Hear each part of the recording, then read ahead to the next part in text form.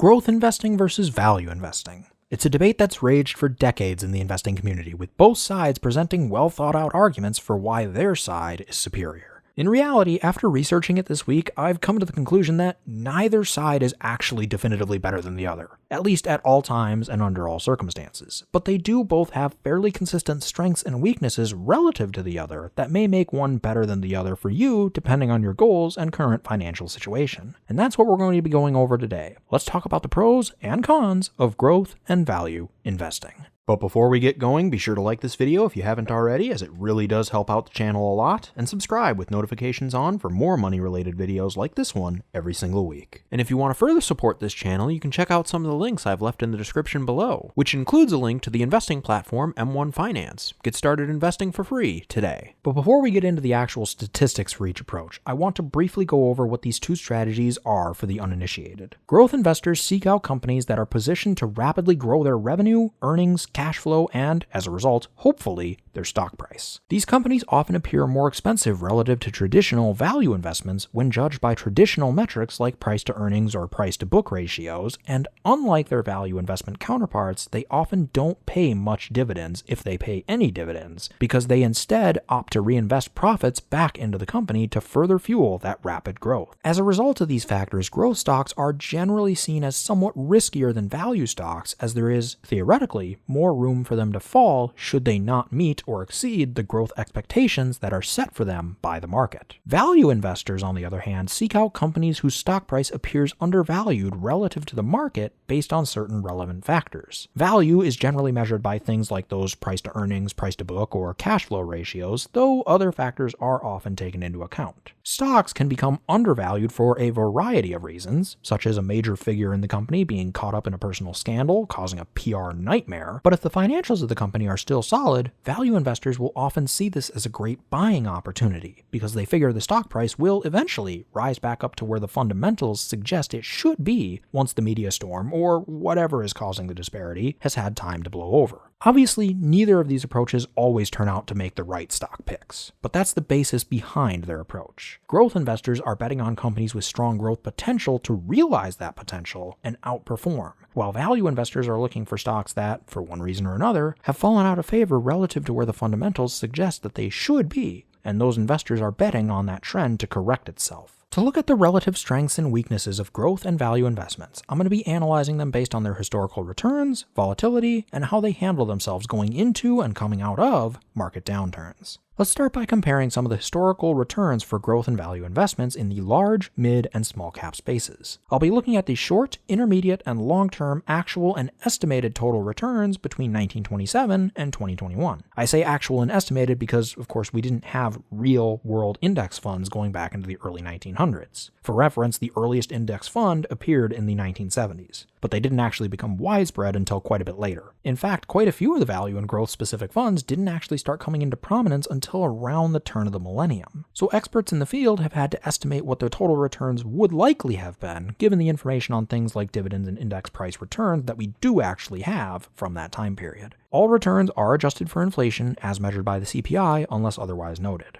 With that being said, as you can see on your screen now, the short-term, single-year returns between 1927 and 2021 appear to favor the value tilts in most cases. The only exception was the large cap space, where growth stocks beat out value stocks by about 0.4% per year. However, the median returns tell a slightly different story, with the value tilts actually winning in a clean sweep, and usually by a healthy margin of 1 to 2 percentage points each year. At the extremes, the growth stocks had superior minimum real returns, while the value stocks had superior maximum returns at all three sizes, which is actually the opposite of what I would have expected to see given what the strategies are attempting to do. However, this is just single-year returns. They do include estimates which may or may not be 100% accurate, and since we're only checking the returns once a year, as opposed to daily or monthly, there may be some granularity that we're not seeing here. Over longer time frames, the details of the story do change a little bit, but the overall takeaway remains largely the same. Over the available 40-year periods, value stocks, on average, tended to outperform their growth counterparts. The same could be said with the median returns. At the extremes, we saw value outperform in the minimum 40-year returns, just like we'd expect, but it also outperformed at the high end of the spectrum in all three sizes, though admittedly it was only by 0.008% per year in the case of large cap stocks. so we may as well just call that one a tie. A similar story can be told over the intermediate term. For 5-year periods, value stocks sweep growth stocks in terms of average and median returns and outperform in 2 of the 3 cap categories at both the low and high end of the spectrum. So it would seem that generally speaking, value stocks have outperformed growth stocks in terms of returns historically. And even on a risk-adjusted basis, it seems that value stocks tend to win out over longer periods of time. With that being said, let's move on to volatility. Comparing the volatility and dependability figures also seems to favor value stocks, as their standard deviation of returns are as low or lower at all 3 sizes, as are both their average and total start date sensitivity figures. They even manage to hit a very respectable return level more frequently than their growth counterparts. The shortfall avoidance metric you see on your screen now illustrates the percentage of available 40-year periods that saw at least 6% inflation-adjusted annualized returns for the investment. In most periods, that translates to around 9 to 10% nominal returns, which I think most of us would be pretty happy with.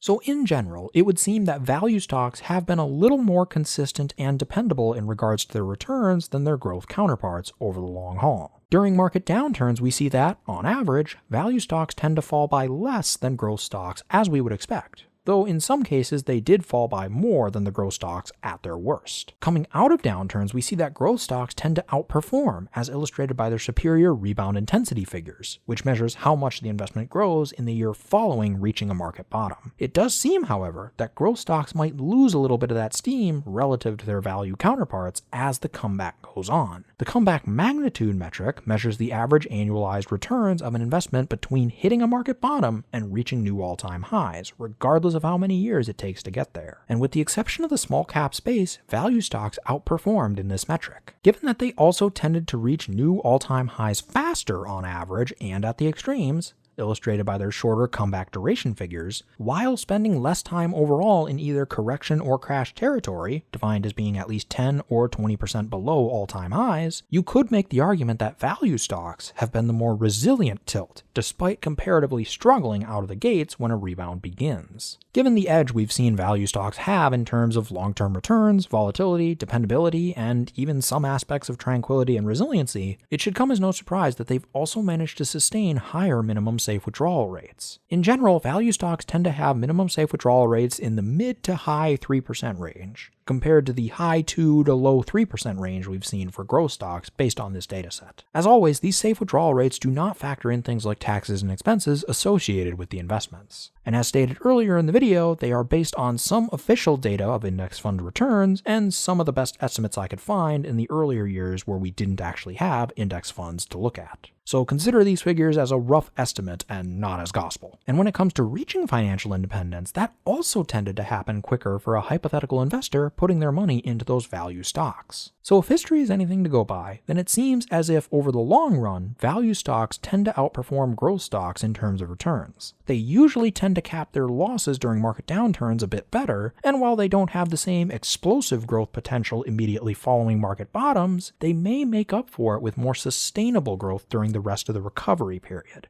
at least in general. Obviously, depending on the time frame you're looking at, those findings may be markedly different. For instance, since the late 2000s, we've seen many growth stocks outperform value stocks, causing some to wonder if we've entered a new age of investing, where growth stocks will be able to more consistently outperform value investments over the long haul. Obviously, only time will tell for sure, but after looking at the history and trying to think through the reasoning behind the numbers that I saw, I'm not sure I'm quite ready to go that far just yet. From what I saw, value stocks tended to outperform growth stocks over the long term, not because they were always superior during the good times. In fact, they often weren't, which may explain growth funds' outperformance since the late 2000s, which were, for the most part, good times for the markets, but because they managed to not faceplant as hard or for as long during the tough times. And this matters to the ultimate ending net worth of a nest egg, at least for a long-term investor. For example, according to the dataset that I have, an all-value allocation that put equal amounts into large, mid, and small-cap funds would have seen a nominal 32% drop during the oil crisis of the early 1970s,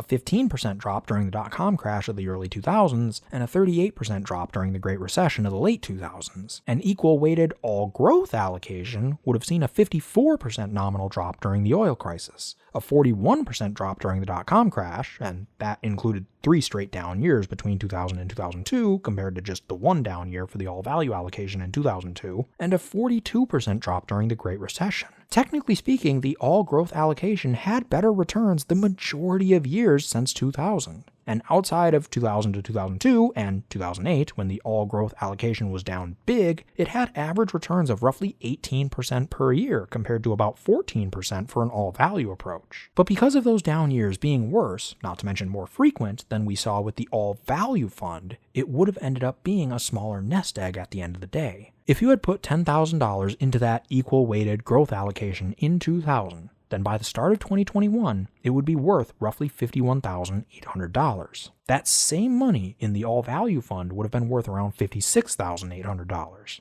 despite the fact that the growth fund outperformed the value fund in 11 of those years, including an outperformance of over 32% in 2020 alone, which served to make the gap seem a lot smaller during this arbitrary time period than it really was for the majority of the time frame. Now, that being said, that doesn't mean that growth stocks have no merit themselves. In fact, if you're regularly adding money to your nest egg, as opposed to just having a $10,000 lump sum to start with and then just letting it grow on its own, those painful face plants during tough times can actually be beneficial to you, because it allows you to buy those investments when they're lower for longer. For instance, during that same time period, if you had invested $500 a year in addition to that original $10,000 at the start, then the all-growth fund would have been worth around $97,300 by the start of 2021, compared to just $88,000 for the all-value approach. If you didn't have the $10,000 to start with and just invested the $500 a year, then the all-growth fund would have been worth around $45,500 by the start of 2021, compared to just $31,200 for the all-value fund. Given how little we're putting in, that's quite a big difference. So yes, both approaches have their own strengths and their own weaknesses. The key is to figure out, based on your own goals, financial situation, time horizon, and risk tolerance, which approach is most likely to give you the best chance at success, however it is you define it. And remember, it doesn't have to be an all or nothing decision. You can keep some growth and some value funds in your portfolio at the same time, or even stick with blended funds, which gives you a bit of both as well. And at the end of the day, also remember that the growth versus value decision, while important, is not nearly as important as the decisions you make regarding the allocations you give to different asset classes, like stocks and bonds, or the different sizes of investments you go with, such as large cap and small cap, or even the location of your investments, such as the US, Europe, or Pacific. Diversifying yourself properly along those lines is likely to carry as much, if not even more weight, to your eventual success than correctly guessing which tilt is going to outperform for you in the future. It really is at least a few levels down on the decision tree. But that'll do it for me today. Once again, if you enjoyed this video, be sure to smash that like button if you haven't already, subscribe, and hit that bell next to my name so you'll be notified of all my future uploads. I generally upload every single Monday, and if you have a friend that would be interested in this kind of content, be sure to share it with them. Let's really get this information out there and start our own financial revolution.